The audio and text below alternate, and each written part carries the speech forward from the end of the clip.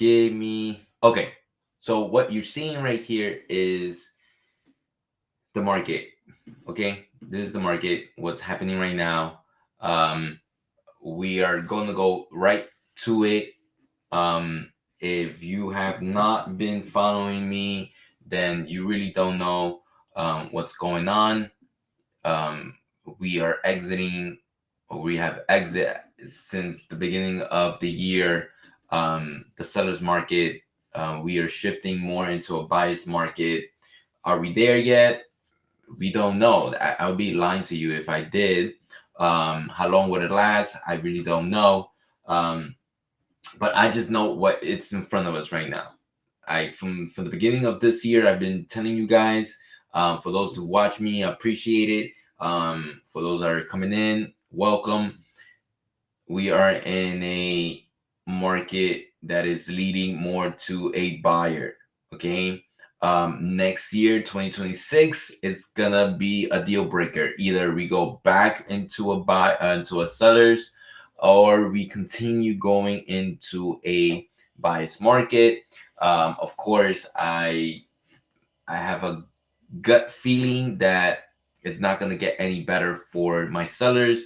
But this is what we're here for. We're here to help these sellers get through this and make them help them get the ball rolling. Okay, just let's review these numbers real quick so we could understand what we're dealing with. So it says the active listings surged 26% in July. Exclusivehomes.com data reveals housing inventory reaches pre-pandemic levels. This is where we were, right? Look, this is how much active listing, how much inventory there is there. People are not moving. People are buyers are not buying. And there's last week we spoke about those things. What is that? Interest rates, the economy, everything that everybody's going through, right? Largest US's metropolitan areas seeing household housing supply growth, right? This is what they're saying is cities that are seeing inventory building up. North Carolina, Vegas, Florida. Of course, there's a city, Las Vegas, Miami, Atlanta, Louisville, and my Houston natives, people. It's inventory is growing, and can it continue to grow? Again, there's room for growth. Okay, remember that right here, pandemic, right here. Look at the drop. Look at it kept on dropping. Okay, people were just buying houses outright, and for this, you could say 1, 2, 3, 4 years, sellers had it good. Okay, you had it good. You can't complain. If you didn't sell, that's on you. Okay, so now that we know this, what's happening, right? Now that we know the average sales price are dropping, right? You can see the changes from 2025 to 2024. It has dropped, right? Median sales prices have dropped. The average sales price has dropped as well. Okay, this is something that you as a seller cannot ignore. Okay, you can't ignore this. So how do we go about this? Okay, before I show you this one, is understanding the market. I think that a lot of sellers have a problem with this. Okay, a lot of you have a problem with this, thinking that your house is worth $1 million. And no disrespect, it probably is, but most of the time it's not. Okay, most of the time your house is not gonna worth what you think it's worth. If you did upgrades, that's good. Okay, you putting a brand new roof, yes, that is good, but it's not going to increase the value of the home. Okay, I said that. Yes. Okay, your foundation was messed up, was cracking, was damaged, and you fixed it. That's good, but it's not going to increase your sales price. Okay, Maintaining the house does not like, oh, it's gonna go up, right? No, that's your job. You have a house, you need to maintain it for the bare minimum. Okay. Now, if you did upgrades, like if you did, you renovated your kitchen, you put new flooring, whatever's trending and stuff like that. Okay, that increases the value. Okay, and most of you don't know your numbers, and that's what I really wanted to get to. This whole segment will be knowing your numbers. Yes, you could do a bunch of stuff like I was talking to increase the value of your house, but when you're in a buyer's market, you need to know your numbers. Okay, what do you mean, Dany? What do you mean? What does that mean? Okay, first, number one, you need to know where's your neighborhood selling at. Okay, you need to be realistic. Yes, we all want to sell our houses for top dollars, but you need to be realistic, and you need to sit down with your agent and say, hey, where are we at? Okay, where's the highest point? Is it 350,000? That's where we're selling. Okay, what's the medium? Is it 320? Okay, what's the lowest? Right, is it 300? Okay, know your numbers, and most important is what is your payout.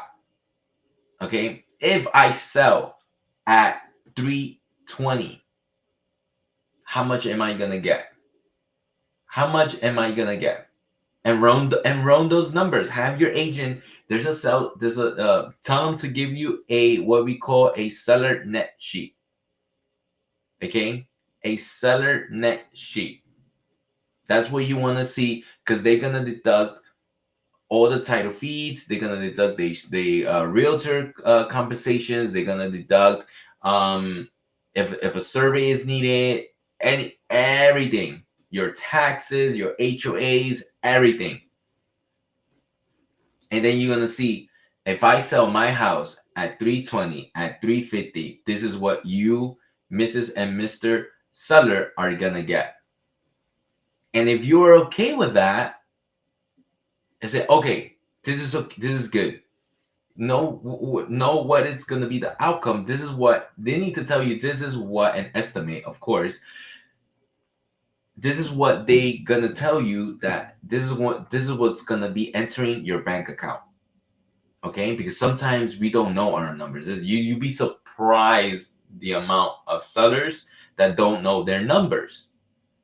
Okay, so they get into a dispute with their agent, and they blame everything on their agent because they are off. No, I want to sell my house at 320. No, I mean, I want to sell my house at 350, because they want to cap. They want to capitalize on a certain amount. Well, that certain amount will get you there. If you go a little bit lower, you get more, of course. You get what you want. So you need to know your numbers. This is just like important, okay? Especially in this market. Holding your house, and I showed this before, holding your house, for a long time, it's gonna spend you more money. And please do not turn your utilities. Utilities must be turned on, okay? Utilities must be turned on, and they need to remain on at a duration of the listing. Okay, simple as that. Okay, so right here, as you see this, in 30 days, your interest of your payment of your mortgage, if you have a mortgage,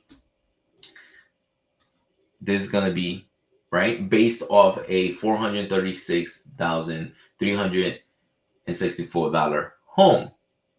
Your interest rate, right? Your taxes, right? This is all within 30 days. And then you have your insurance,